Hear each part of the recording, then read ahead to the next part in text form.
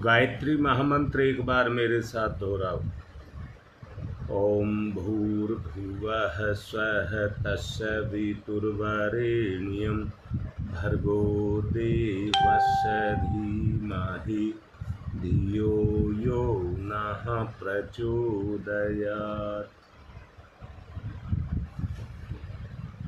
बड़े अच्छे से समझने की आवश्यकता है।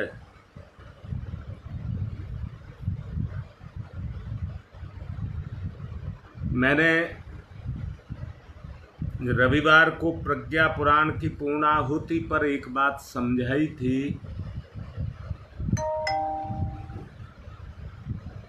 शक्ति इस ब्रह्मांड में भरी हुई है, या कह दूं ओतप्रोत है।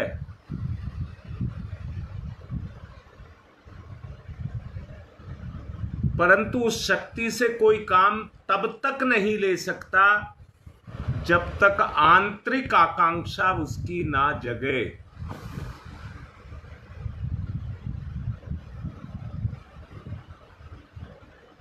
बात को ध्यान में रख करके समझना। प्रकृति के अंदर सारे गुण हैं, सब तरह के गुण हैं। जब तक तुम्हारे गुण क्रियाशील नहीं होंगे, प्रकृति का कोई फायदा आप नहीं उठा सकेंगे।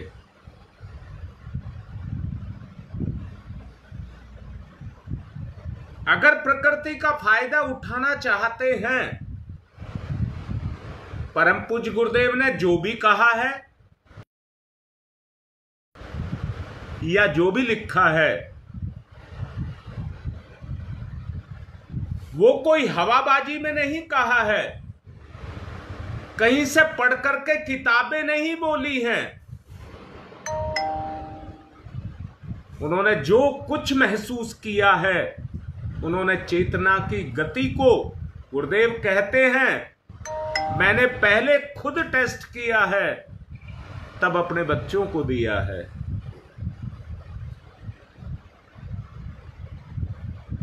जिस तरह से बिल्ली को यदि दूध दिया जाए, बिल्ली के बच्चों को यदि दूध दिया जाए, तो मां पहले आकर के चेक कर लेती है कहीं मेरे बच्चों को कोई जहर ना दे दे। परम पूज्य गुरुदेव ने इन शक्तियों को, जिसको गायत्री शक्ति कहते हैं, अरे मैं कहूं गायत्री क्या है? मेरी समझ तो एक बात आती है, पर ब्रह्म की शक्ति का साकार होने का सूक्ष्म माध्यम प्रकृति है, वही गायत्री है।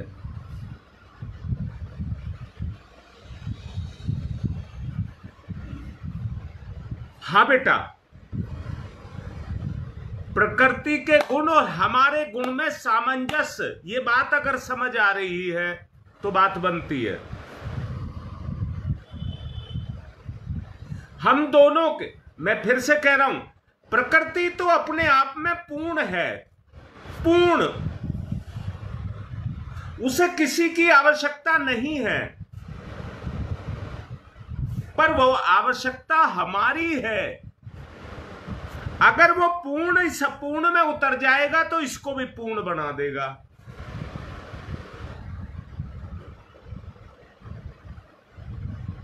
और उसका जो आधार होगा वो प्रेम होगा, प्रेम। उसका आधार जो होगा उसको प्रेम कहते हैं, प्रेम। प्रेम, बस प्रेम कह देने का मतलब ही है आत्मा का आत्मा के साथ संबंध।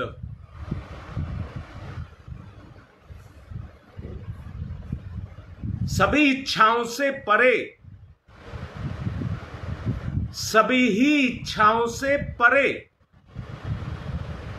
उसको प्रेम कहते हैं, उस लगाव को प्रेम कहते हैं।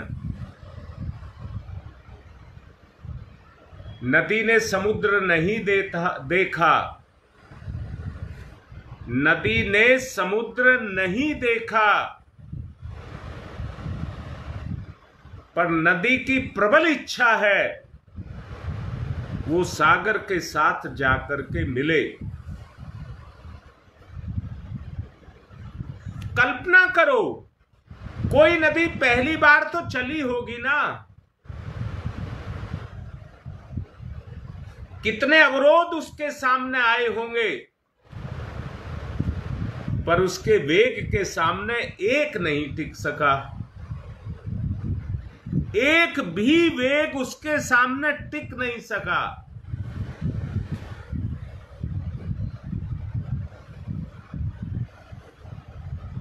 जी बेटा, यही मैं कह रहा हूं। बेटा योगेश, तुम और मैं दोनों की आत्मा एक हो जाए, यानी कि तुम्हारी आत्मा और मेरी आत्मा आपस में बात करने लगे, उसी को प्रेम कहते हैं। वो जो दोनों का मिलन है, आत्माओं का मिलन है, वो ही प्रेम है। योगेश, मेरी बात समझ आ रही है? तुम्हारी भी आत्मा है और मेरी भी आत्मा है। दूरी मन ने पैदा कर रखी है। अगर अंतर चेतना की आकांक्षा जगे, ईश्वर मिलन की इच्छा जगे,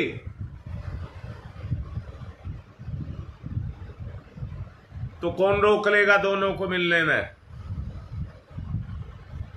दोनों आत्माओं का मिलना, दोनों आत्माओं का ही मिलना परमात्मा से मिलाएगा,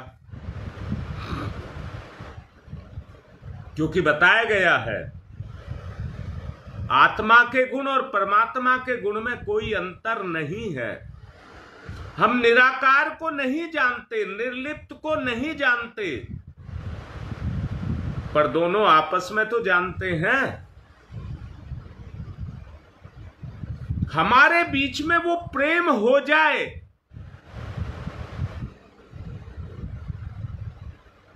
जो एक दूसरे की रक्षा करे, एक दूसरे के दुख को समझे।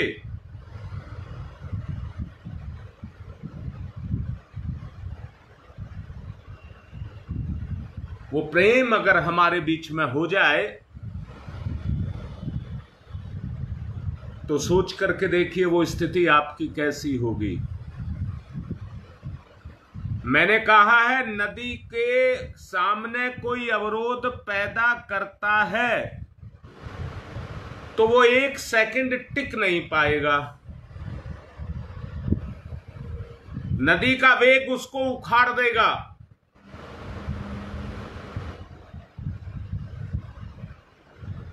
सिर्फ एक ही आकांक्षा है। अगर नदी में गति है तो सिर्फ एक ही आकांक्षा है, प्रभु से मिलन। आवश्यकता अनुसार उसे विरोधों से, अवरोधों से, चट्टानों से टकराना पड़ता है। वो टकराना ही नहीं पड़ता है, अपने वेग से उनको काटती जाती है। जी श्वेता, वहां बेटा चेतना ही चेतना है, शरीर नहीं, मन नहीं, इच्छा नहीं, आत्मिक इच्छा।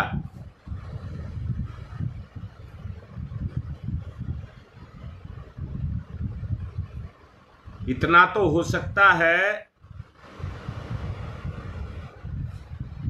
कि नदी को अपना रास्ता बदलना पड़े, पर जब अपना रास्ता बना लेती है तो उसे पक्का कर लेती है, काट पीट करके ठीक कर लेती है।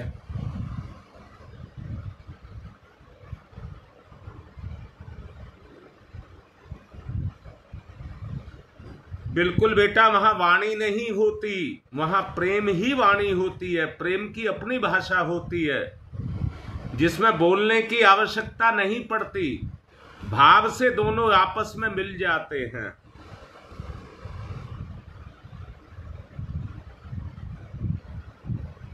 दोबारा बोल रहा हूं बेटा, जब ये भाव उठने लग जाते हैं अपने लक्ष्य सिद्धि के लिए,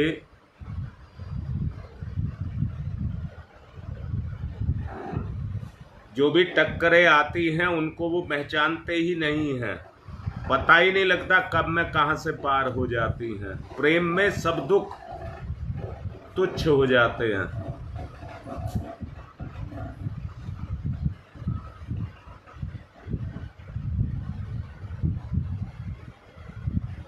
कभी रास्ता बदलने के कारण गति मंद और मंथर हो सकती है,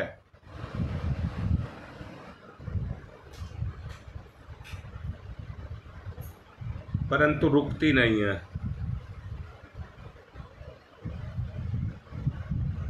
क्योंकि उसको पाने का जो वांछित लक्ष्य है वो सागर है, उससे पहले नहीं रुकती।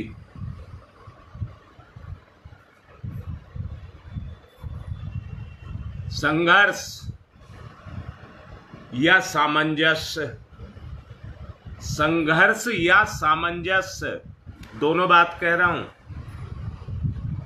या तो सामंजस्य बना लेगा वेग, और नहीं तो संघर्ष करेगा। और किन्हीं कारणों से अगर हार भी माननी पड़े तो निरुत्साह या निराशा पास नहीं आने देगा। अर्थात कभी गतिहीन नहीं होगा। इसलिए उसकी इच्छा शक्ति में सच्चाई के साथ प्रबल होती चली जाती है। योगेश बिल्कुल ठीक बात है। प्रेम की अपनी एक भाषा होती है। जिसको किसी भाषा की जरूरत नहीं होती। जैसे लोभ की अपनी भाषा है। कोई आदमी किसी भाषा को भी बोलने वाला हो, दोनों अलग अलग भाषा के हों और दोनों लोभी हों, तो उनका वार्तालाप होने लग जाता है। चलिए, बात विषय वो नहीं है। विषय है नदी की तरह मनुष्य भी अपने जीवन की यात्रा को करे और तब तक चैन से ना बैठे जब तक सफलता ना मिले।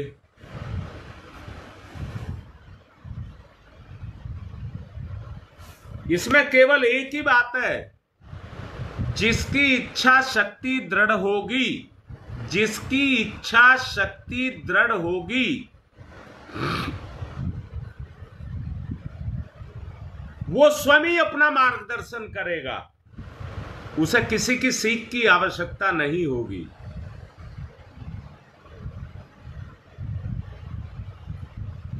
मानवीय शक्तियों में उसकी इच्छा शक्ति ही प्रबल और प्रमुख होती है।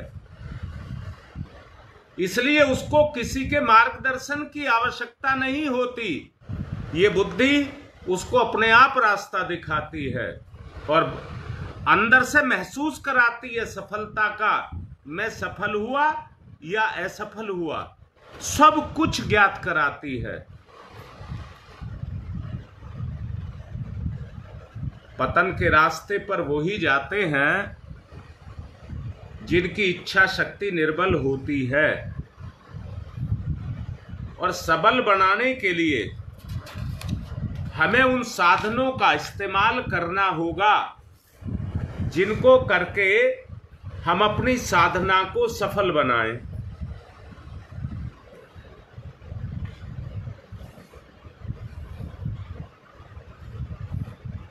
योगेश, बात बहुत अच्छी है बेटा ये, पर मैंने अभी कहा परम पूज्य गुरुदेव को कोई अच्छी बात लिखने का शौक नहीं था।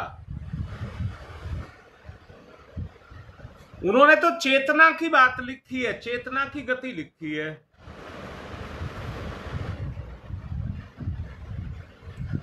उन्होंने जो कुछ लिखा है,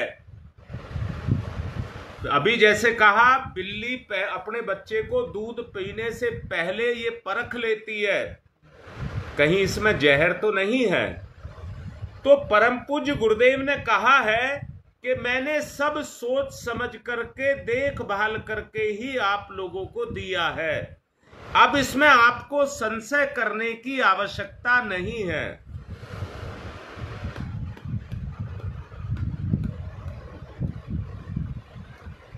गड़बड़ बस एक जगह है, सांसारिक स्वार्थों के होने के कारण, संसार के स्वार्थों को होने के कारण हम कमजोर पड़ जाते हैं, क्योंकि हमारी गति उन स्वार्थों में हो जाती है।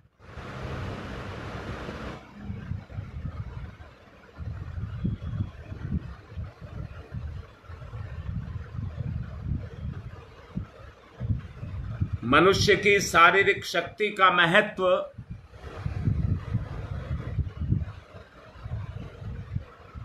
होने से इनकार नहीं किया जा सकता, लेकिन उसकी संचालिका शक्ति ही होती है।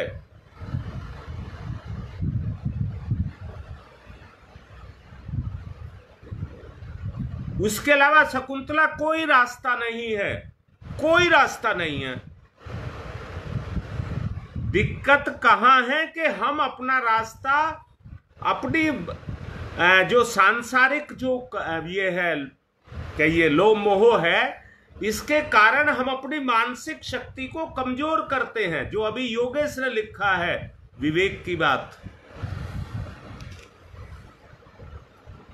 उस समय पर हमारी बुद्धि पर पर्दा डालता है और उस सुख के कारण हमें उसकी तरफ ललायित करता है।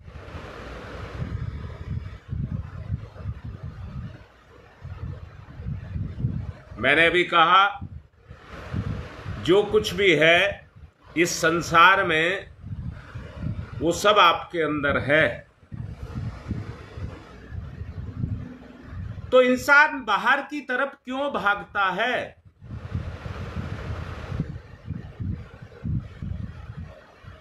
अपनी कमजोरी के कारण ना।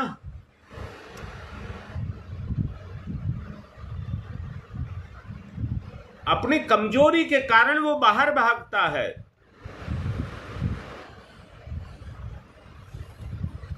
और इससे क्या होता है? आत्मिक शक्ति तो गई, परंतु ये कमजोरी उसकी सांसारिक शक्ति को भी कुंठित कर देती है। बोलिए, बात ठीक लग रही है? जो हमारी सांसारिक शक्ति है उसको भी ये शक्तिहीन होना कुंठित कर देता है।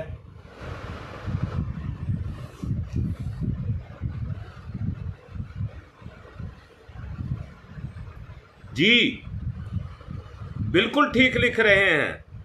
हमको उस समय उसके परिणाम नहीं दिखते, हमें वो सुख दिखता है। विवेक पर अब आपको समझ आएगा विवेक क्या है।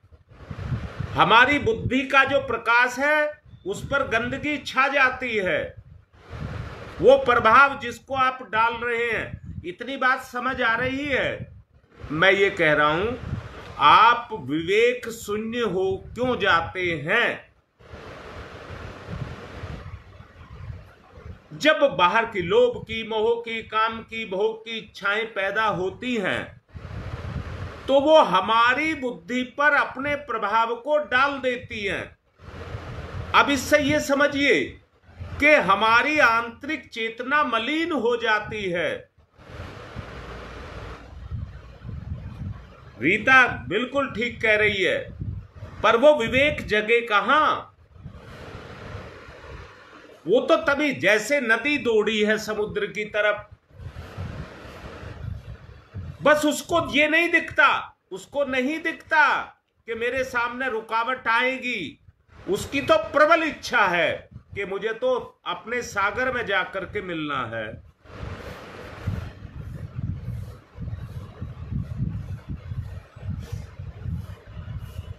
तो जितनी रुकावटें आती है उसके विवेक से वो सब भाग जाती हैं।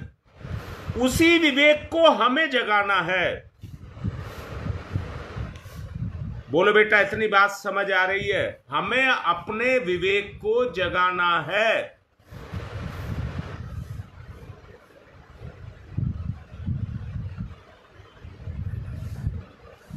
अगर ये विवेक जगेगा तो जो योगेश लिख रहा नीर क्षीर, इसके भेद को, यानी कि दूध को पानी से अलग करने की क्षमता, यानी कि सत्य को खोजने की क्षमता, बेटा मैं फिर से कह रहा हूं सुदेश, हम कह तो रहे हैं पर चलेंगे कब?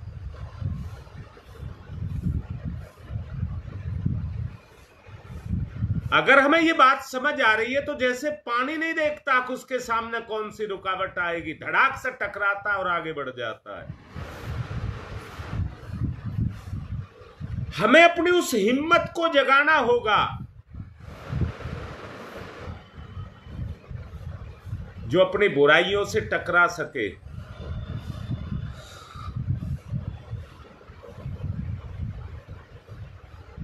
वरना एक बात जान लेना, अविवेक का होना आपकी सांसारिक शक्तियों को भी कुंठित कर देगा।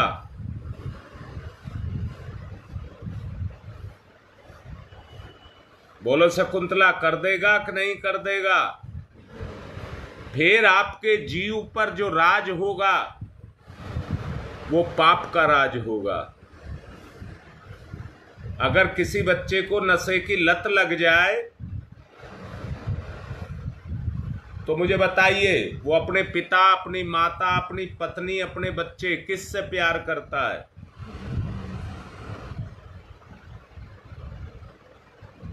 ये समझाने के लिए तुम्हें बताया है।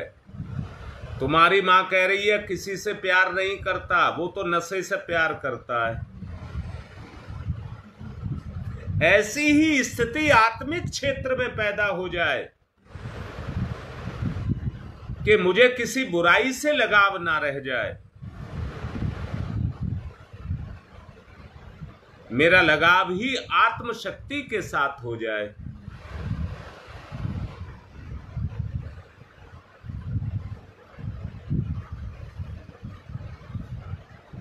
जरा सोचने की बात है, शरीर क्या है? हार्ड मास का पुतला और उसमें काम करने वाली इंद्रियां, इंद्रियों का संगठित समूह, इंद्रियों का संगठित समूह।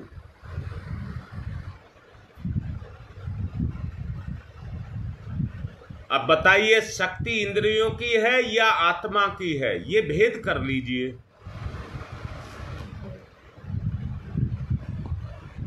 देख लो,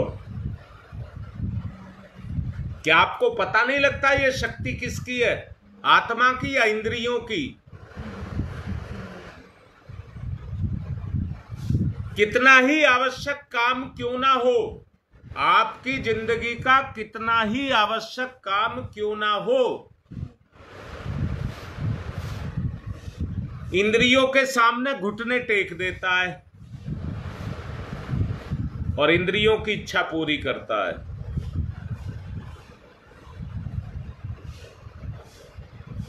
तो बताइए, इंद्रियां क्यों नहीं अपनी चलवाएंगी? इंद्रियां अपनी बात क्यों नहीं मनवाएंगी?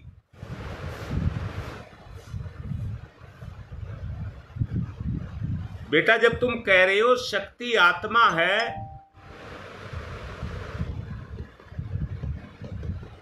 तो फिर लाचार कौन है? ये तो मैंने मान लिया कि शक्ति आत्मा है और आत्मा के लिए भंडार भरा है।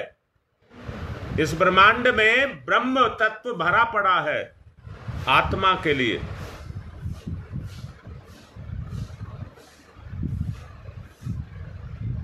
इस आत्मलोक में जिसमें आत्मा के लिए सब कुछ भरा पड़ा है, आप कितना ही ले लीजिए, अंदर से देखो, आत्मा के लिए सब कुछ है इसमें, आत्मा कुछ भी ले, पर इंद्रियों को तो आप ही देते हैं, आत्मा नहीं पूर्ति करती। आत्मा तो अपने साधन की पूर्ति करती है बस।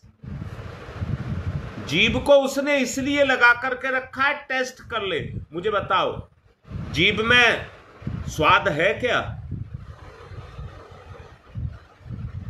अरे जीभ में बुद्धि है क्या? मैं दूसरे शब्दों में बोल रहा हूं, बताओ। जीभ में बुद्धि है, आंख में बुद्धि है, कान में बुद्धि है, किस चीज में बुद्धि है ये बताइए।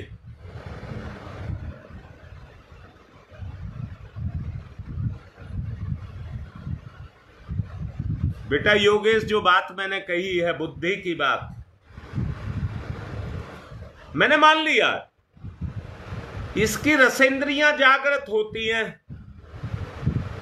पर इसमें अगर बुद्धि होती तो ये गलत को क्यों खाती, क्यों स्वाद से अपने जीवन को बर्बाद करती?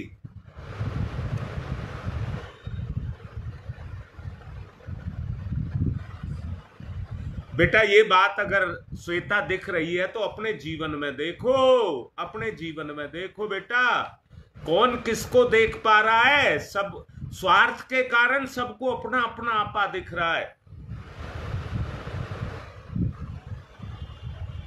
बताइए, मैंने अभी कहा कोई व्यक्ति नशा करता है तो वो संसार में किससे प्यार करेगा?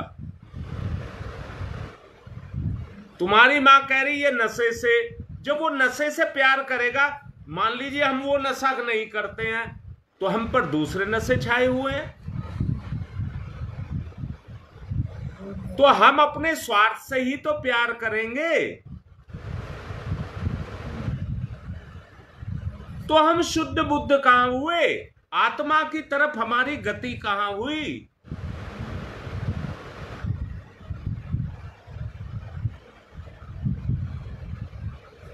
सुदेश बिल्कुल ठीक लिख रही है बेटी, अब तूने जो लिखा है इसी को मान।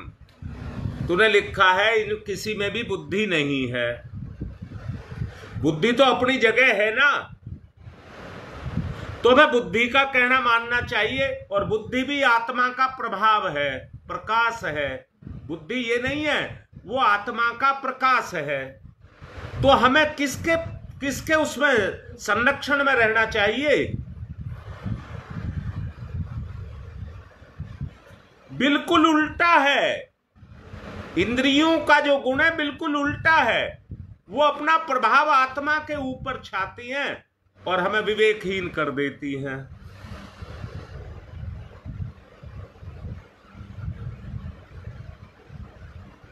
शकुंतला, यहां एक बात कहूंगा, अगर इंद्रियों को आप आत्मा की इच्छा के अनुसार चलाना चाहते हैं तो कभी नहीं चला सकेंगे।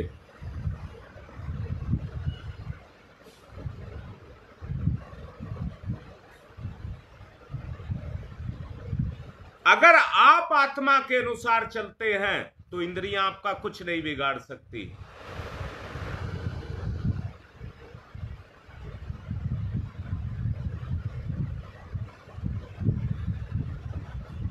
बेटा रीता, इसमें यह कहूंगा, जब प्रेम आपके ऊपर काम करेगा, याद रखना सबसे ज्यादा प्रेम तुम अपने आप से करते हो, वही स्वार्थ है। प्रेम अकेले से नहीं होता है, प्रेम में दो चाहिए। और प्रेम उसको कहते हैं जहां दोनों की स्थिति समान होती है।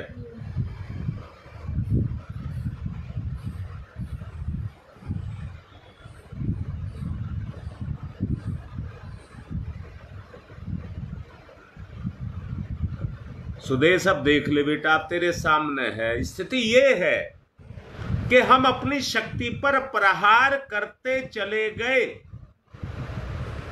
अब हमारी शक्ति उन क्षमताओं को झेलने की नहीं रह गई।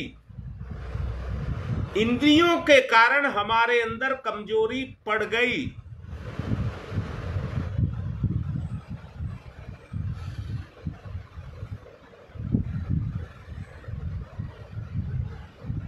इच्छा शक्ति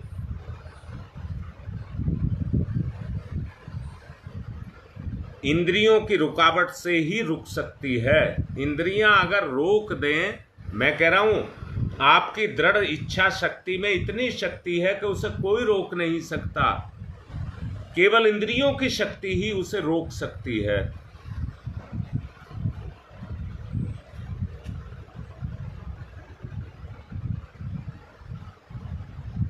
अब बताओ बेटा कैसे किया जाए। बेटा हमें किसी निर्णय पर तो आना पड़ेगा कि नहीं आना पड़ेगा। सुदेश बोल बेटा, हमें क्या करना चाहिए।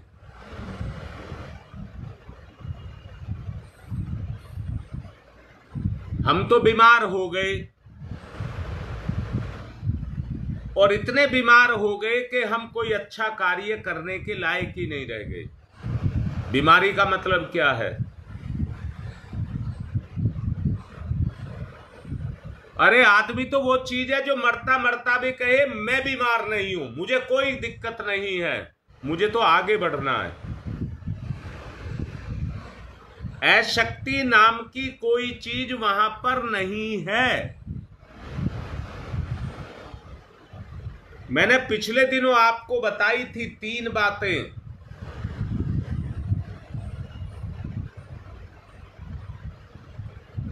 ललिता बेटा, अगर ऐसा हो सके जरा सोचो जो तुमने लिखा है। मैं तो इसमें थोड़ा सा करेक्शन कह रहा हूं। आत्मा के गुणों का संवर्धन किया जाए।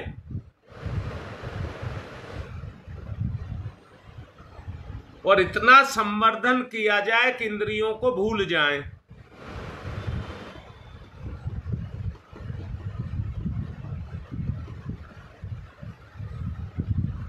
अब रीता मैं ये कह रहा हूं, सबको कह रहा हूं, जो आप कह रहे हैं वो ही करो।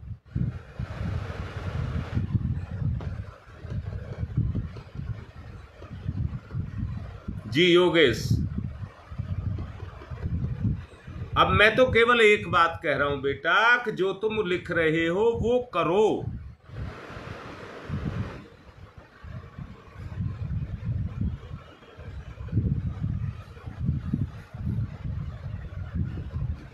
बेटी जब अंतिम समय आएगा सब साथ छोड़ जाएंगे। ये तुम्हारे गुण ही तुम्हारा उस समय साथ देंगे। और दूसरी बात भी कह रहा हूं, मैं उस अंतिम समय की बात नहीं कह रहा। अभी बीमार हुई तो अपनी शक्तियां अपना साथ छोड़ने लगी। कोई मजबूरी नहीं है, ये लाचारी है। जिस लाचारी ने हमको बांध करके रखा हुआ है,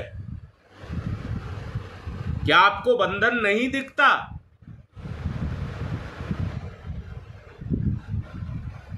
उस बंधन को हटाना ही पड़ेगा।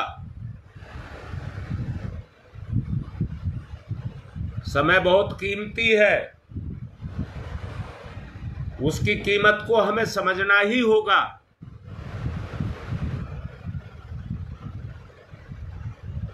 क्या आपके अंदर स्फूर्णा नहीं उठती?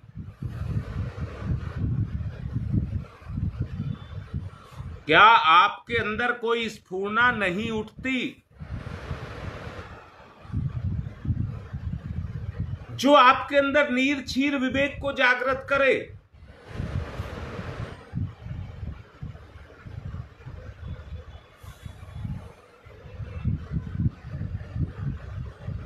बेटा ललिता चंडी का रूप धारण कर लें। काली का रूप धारण कर लें, रौद्र रूप धारण कर लें, ये सब भगवान के रूप हैं जो आपके अंदर निहित हैं। आप जब उस रूप को, स्त्री में ही वो ताकत सबसे ज्यादा है और स्त्री ही सबसे कमजोर है, लाचार है।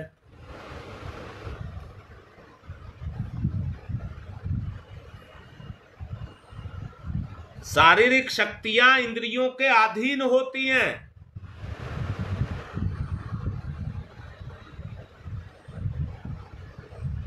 ऐसी बात लिखिए, जो ललिता लिख रही है ऐसी बात लिखिए, संकल्प की बात लिखिए। सुनने का काम बहुत हो चुका, अब तो रचनात्मक करना है।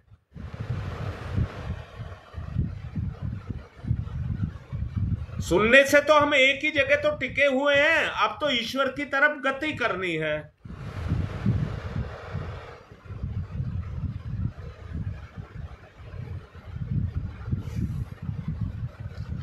इच्छा शक्ति की जागरूकता के बगैर कुछ नहीं हो सकता।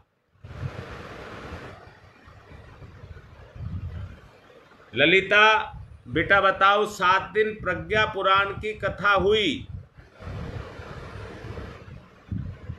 7वें दिन जब पूर्णाहुति हुई तो आप सबके मन में क्या आया?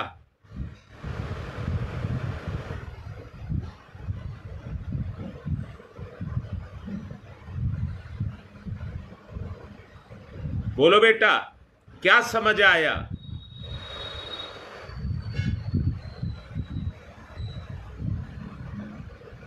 जी, अब मैं ये कह रहा हूं, क्या मैं कहीं चला गया या तुम कहीं चले गए?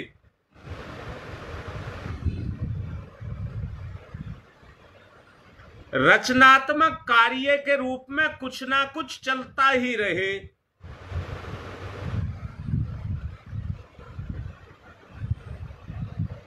बेटा, उन 7 दिनों में आप अपने पारिवारिक सारे कार्य भी पूरे करते थे और गुरुदेव के यानी के आत्मिक कार्य भी पूरे करते थे। और कितना अच्छा जश्न मनाते थे।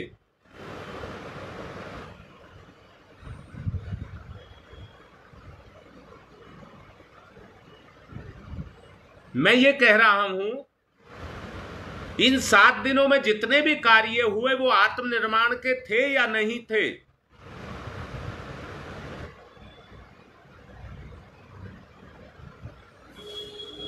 ऐसे कार्य निरंतर किए जाए तो कैसा रहे? चलिए सोच विचार करना, समय ज्यादा बढ़ चुका है। कल फिर इसी विषय पर बात करेंगे। ओम तमसो मा ज्योतिर्गमय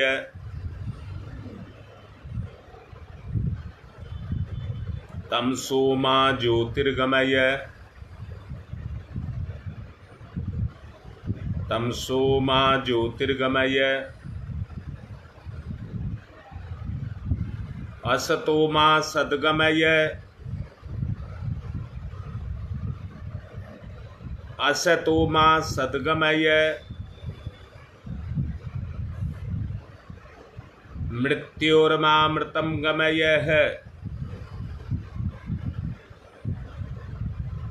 मृत्योर्मामृतं गमय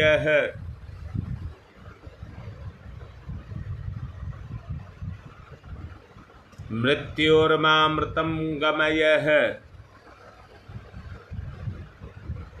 तमसो मा ज्योतिर्गमय ज्योतिर्गमय ज्योतिर्गमय असतो मा अस्तो मा सद्गमय सद्गमय सद्गमय मृत्योर्मामृतं गमय अमृतं गमय अमृतं गमय। दोनों हाथ रगड़िए, मुख पर फिराइए। बेटा एक बात और कहना चाहूंगा, फिर पूर्ण करता हूं। ऐसा अच्छा प्रोग्राम सबने बताया, क्योंकि मुझे तो नहीं पता, आप लोगों को ज़्यादा पता है, सामने आप देख रहे थे।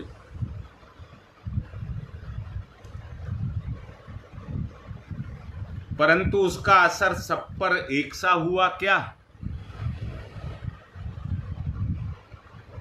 जो शब्द मैंने बोला उसको सुन लीजिए।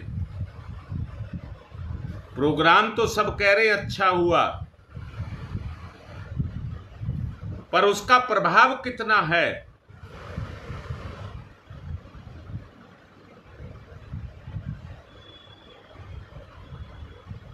रश्मि दुबे ने मेरे से कहा था,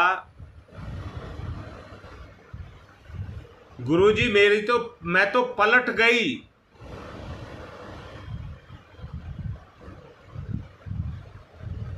और मेरी इच्छा नहीं है आपको छोड़ने की, मैं तो फोन से बात करूंगी।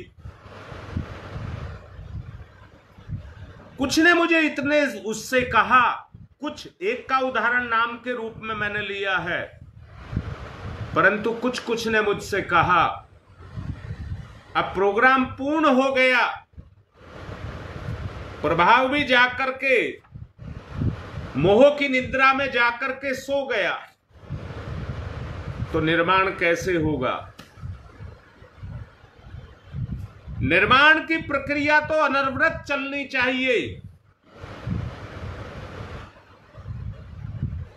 जो जगाया गया है वो जागृत रहना चाहिए,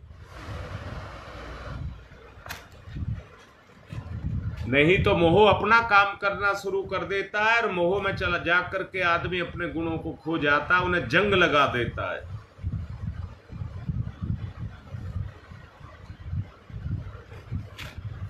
वो लगाव निरंतर जागृत रहना चाहिए।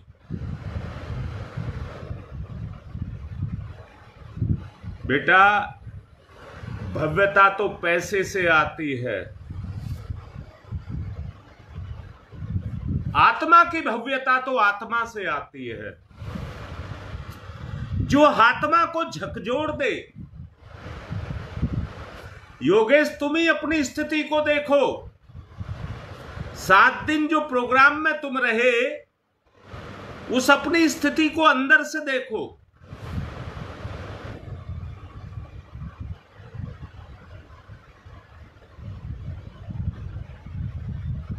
वो बंद होना चाहिए, चलते रहना चाहिए।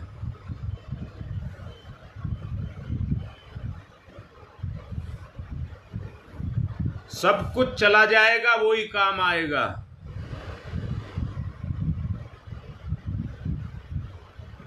बेटी, वो ही कह रहा हूं ललिता, मुझे पता है हर एक की स्थिति का। जो मेरे सामने थे उनमें से मुझे हर एक की स्थिति का पता है, और ये भी पता है कितने सत्य पर खड़े हैं और कितने अभी उसके बीच में लटके हैं। मैं किसी को बुरा नहीं कहूंगा, ये तो प्रभाव है। किस पर कितना प्रभाव पड़ा, रचनात्मक कार्य वो उतना ही करेगा।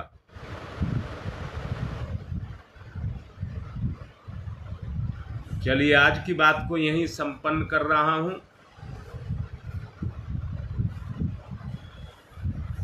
आगे आप देख लीजिए कैसे एक प्रवाह बनाना है, एक प्रवाह बनाना है जो सब कबाड़ को, सब गंदगी को बहा करके ले जाए। उस प्रवाह को हमें बनाना है। अगर आप प्रवाह को बनाते हैं तो आपका मिलन हो जाएगा सागर के साथ। आज की बात